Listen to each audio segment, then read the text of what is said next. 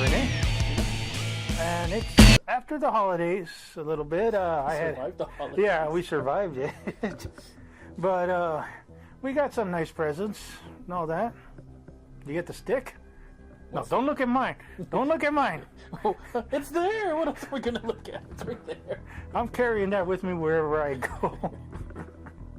But, you know, we had fun. You had fun? Yeah, it's good. Yeah. It's fast. It's Yeah, I cold. know. You go fast. And now, you know, the holidays are, well, we got New Year's coming up and all this. Yeah, this is going to be our last show of 2013. Probably. I think we got a few more we can squeeze in. We're close to the last show. Yeah, we're close. I don't know. It depends on what happens. But, you know, one of the things we got to look forward to is the 2014. And, man, we got busy with conventions and all that coming up now. Yeah.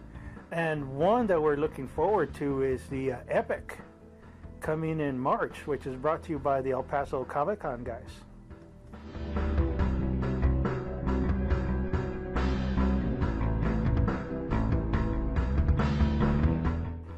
Epic is going to come in on March 7th, 8th, and 9th at the El Paso Coliseum. And if you're interested in going, again, it's here in El Paso, Texas. For the 3-day passes, it's going to be $35. The 2-day pass is $25. And if you just want to go for 1 day, it's going to be $15. And it's going to be an awesome event. Yeah, and I like the name Epic. I had to look it up because I had no idea what Epic stood for. I mean, and I looked it up. It stands for the El Pasoan Comics. So, you know, we're going to have comic book artists there. We're going to have people that have been in comics, you know. Right now, what I'm looking forward to is Shannon Elizabeth. Well, yeah, in case you don't know who Shannon Elizabeth is, she's my future wife. I'm kidding. My future. Good luck. I'll pay for that first date. Okay, first of all, do you know she's a strict vegan? A vegan? So am I. I'm a strict. What's the opposite of vegan? That's what. Carnivore. There we go. I'm a strict carnivore. Come on, man. I've seen you gulp down sirloin steaks. No, but again, Shannon Elizabeth, in case you don't know her, she's very beautiful. She was Nadia in the American Pie movies. She came out in 13 Ghosts, which is one of my favorite movies, actually.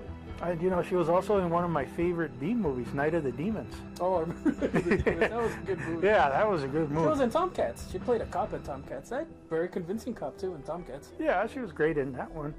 And, you know, the other thing, too, is that I remember she was in the James Bond video game, Everything or Nothing, which is, well, you know, I mean, they had her voice there with Pierce Brosnan back in the day. And I remember, like, they did the intro and they showed her, like, you know, doing the Bond intro. Best of all, she's from Texas. Yeah. So again, you know, I mean, I look forward. I think we're going to fight over who gets to interview her. But I'm working out. I would go on a vegan diet, but that ain't going to happen. What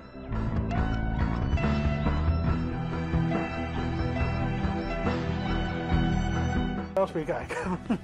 Oh, we got Michael J. White, which I like Michael J. White. You know, I had a coworker who went to school with him. You know, he told me a story that even in high school he was working out and studying martial arts, getting ready, preparing, you know, for his future roles, which has worked. You know, I liked him in Spawn. Yeah, in case one of the big cult movies, I guess it's become a cult movie. Spawn came out in the 90s, but then back then Spawn was huge. I mean, huge. Now it's kind of faded away. Yeah, well, But the you have movie, to be a real fan to remember. Yeah, but the movie's still with us. I mean, I still remember. It's still a really good movie. It still holds up. Yeah, well, it's kind of a sore point for me, man. I was expecting a Spawn 2, you know. That would have been great. It never happened, you know, but at least we got the first one. And that's one of the things I actually want to bring up. You know, how far? Because there's always been rumors of a Spawn sequel. Yeah. And I know he said it, that he'd be hands in for a Spawn sequel, and nothing happened. Yeah. And I remember the movie did okay. It was a pretty good movie. It did okay. You know, who's the bad guy in it? I know, I mean, the actor. John Leguizamo. Yeah, John Leguizamo. The Violator. Yeah, he was good in it. I mean, he was great in that. And the whole movie was solid, but Yeah, and they had potential. It could have gone somewhere, but oh well. At least they got Spawn, so I'm happy with that. We got Spawn, but again, the same thing is like, you know, that's kind of the sad thing because back in the 90s, he was huge character, and then... Yeah, well, if you follow it, it became convoluted. The story just kind of lost the thing that made it special. I mean, you read the future comics, the story just gets very convoluted. I heard about that. They lost me after a while. Yeah. He was also in The Dark Knight. Dark Knight, yeah. Although I also liked them in Silverhawk. You know, that was a Japanese movie. Oh, the one with Michelle Yeoh? Yeah, with Michelle Yeoh. Yeah, he was one of the bad guys. Yeah, I remember that. Yeah, and that was great. I like seeing him in roles where he does martial arts, you know. Yeah. I like them though. It's memorable in The Dark Knight just because he gets killed horribly. I know. Yeah, and he's also doing that sitcom For Better or For Worse, which for some reason I end up watching it late at night. It's on Onan. I don't know why, but apparently I watch it. Never got into Black Dynamite yet, but I remember the trailer. Who knows? Maybe down the line I'll watch Black Dynamite. I think we might have to see it before. Yeah, we had to see Black Dynamite. Oh yeah, we got enough time. Before then. Yeah, I think we'll trudge through it. If we did the Star Wars Holiday Special, we can watch Black Dynamite. God, don't remind me. Oh.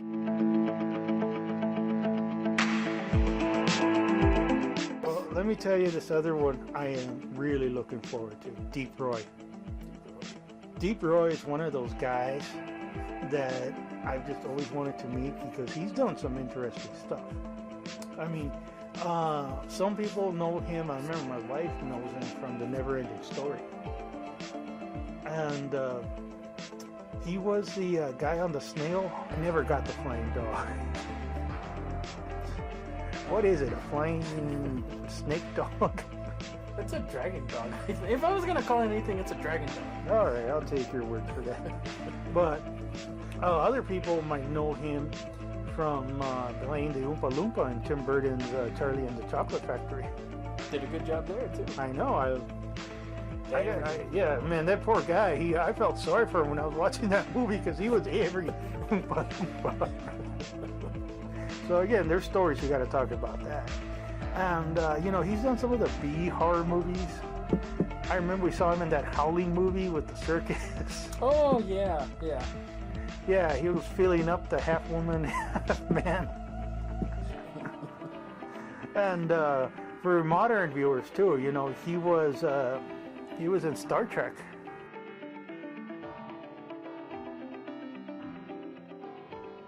Really? Yeah. Which episode? Oh, the Star Trek movies. Oh, the Star Trek. Oh, right. That's right. Yeah, he was. I can't remember his name, but yeah, he was the engineer's assistant. Yeah, he was. Scotty. Yeah. What was his name? Oh, it's killing me. Get off! Green. I remember he was Keenser. That was the name of the alien dude in Star Trek. In the Star Trek movie. And man, some of the movies he's been in. Now that I'm looking at the list for him. He was in Big Fish. Which I completely love that movie.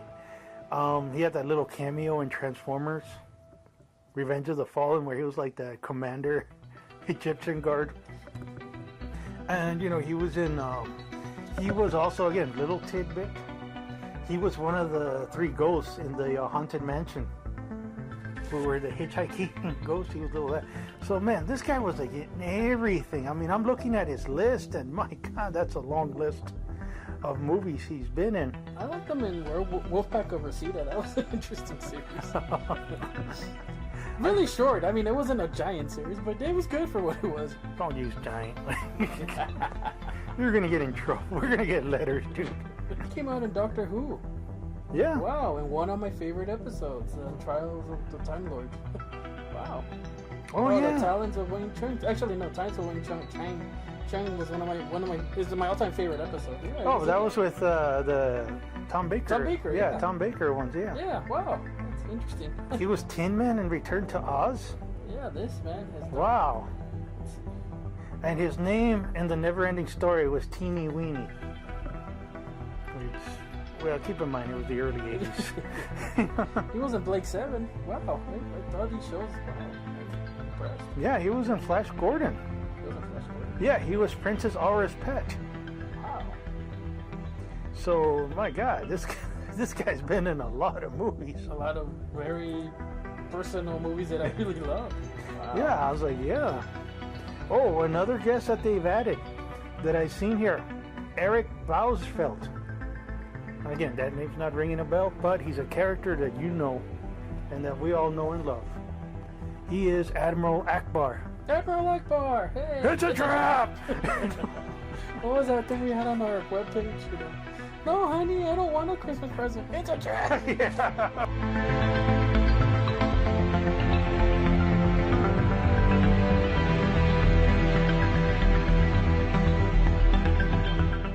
Or what was the one that we saw in G4 where they had one of the ladies was doing the life replica company, and they had Admiral Akbar's bust that was an exact replica of it, and he said, yeah, you know, single guys are going to put that on their mantle and girls are going to go and see it, and it's going to say in small letters, it's a trap. But still, you know, I mean, yeah, we're meeting another Star Wars guy. And with that, you know, we're going to meet Dave Barkley, who's one of the dudes who was jammed in Jabba the Hutt. Who, again, you know, these special effects guys, you know, they've worked on tons of things, and I can only imagine how it must have been to actually play Jabba the Hutt. Yeah, I mean, keep in mind, how many people? I think at least 6. I mean, at most conservative 3, at most 6. It took 6 people, at least 3 to 6 people to play Jabba the Hutt. This is a days before CGI. CGI, yeah. So. But I remember like a behind the scenes special. Yeah. There was one guy who was the right arm. There was another guy who was the left arm. I think they had one guy operating the mouth. I think they had another guy operating the eyes. And the tail. Somebody was the tail. Yeah, so. And man, the coordination and all that. Yeah.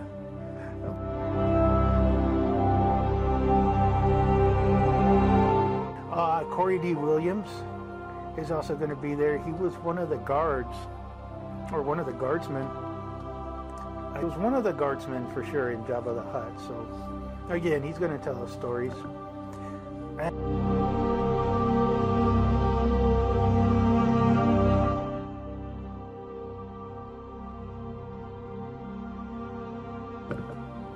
But I'll tell you one thing though, is that another guy, again, if you're a Breaking Bad fan, and man, there's a lot. I mean, I know Kirika, she doesn't stop in that. Kirika's a big fan, yes. You don't see me talking about The Sopranos, and I was a big Sopranos fan, but Breaking Bad is still, people still act like it's still on and all that. But one guy that's coming is Charles Baker, who was playing Skinny Pete. And, you know, Breaking Bad, big show and all this, and such a phenomenon. You know, I'm sure, you know, people are gonna talk to him, and hopefully he's not on meth. But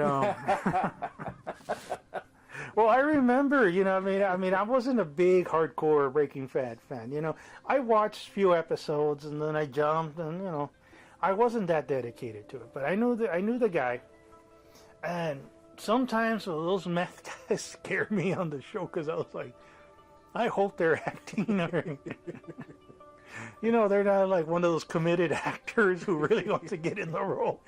Yeah, Daniel Day-Lewis, you mean? Yeah, I hope Daniel Day-Lewis doesn't play a drug addict. Who doesn't come out of Breaking Bad. Oh, that would have been something. Not something good, probably would have been something. Well, I know Daniel Day-Lewis is like one of those who takes it too far, you know, but...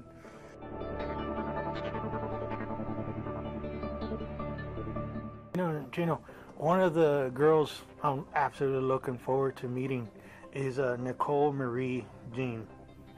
In case you don't know who she was, or is, in case you don't know who she is. Is. I got it, I'm going to edit that. Yeah. In case you don't know who she is, she's out there. She's been all over the place, you know. She's done a lot of conventions. And, man, you know, I'm flashing pictures right now just so you get an idea who she is. But she's famous now for being Lady Bane. I guess that's kind of the little catch, you know, that's a little her thing right now that everybody's noticing, just like how Yaya has Chun-Li. Yeah. Her thing now has kind of become Lady Bane, so that's kind of what she goes by. But she did a really cool female Namor costume. And, you know, she's done the Oh man, she's done Poison Ivy. She's done the baby doll from Sucker Punch. She has a nice red Sonya costume, which I hope to see. She's done a lot of cool costumes. She's gorgeous. She's gorgeous. So I'm looking forward to seeing her there.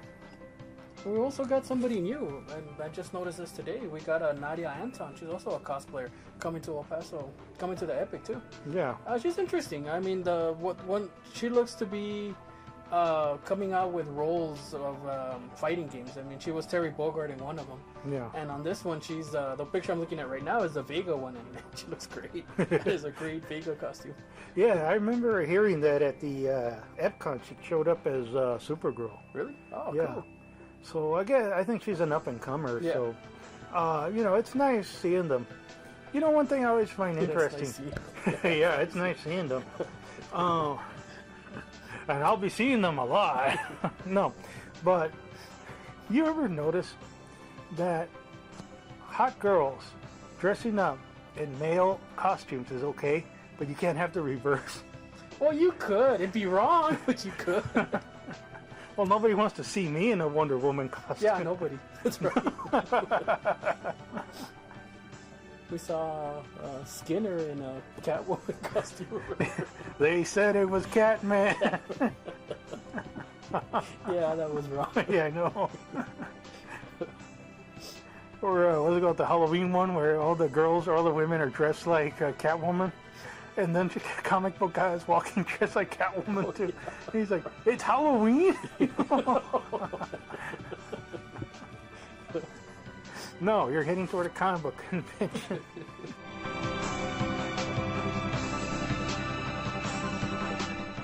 This March we got an awesome convention. I'm really looking forward to it. The dates again is going to be March 7th, 8th, and 9th at the El Paso County Coliseum.